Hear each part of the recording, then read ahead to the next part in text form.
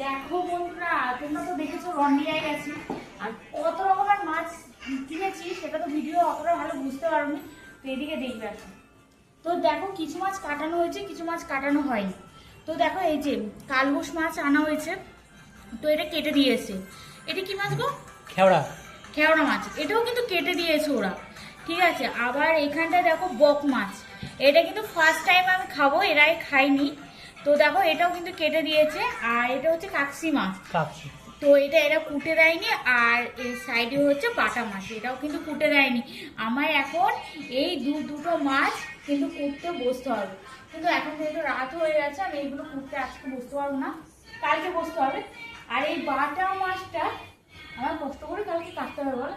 হ্যাঁ, মানে আমি না কোনো মাছ কাটিনি, পুঁটি মাছটা চিংড়ি মাছটা কুটেছি, পুঁটি মাছটাও তাও অনেক সময় করেছি এক দুবার, কিন্তু এই বাটা মাছ আমি কোনোদিন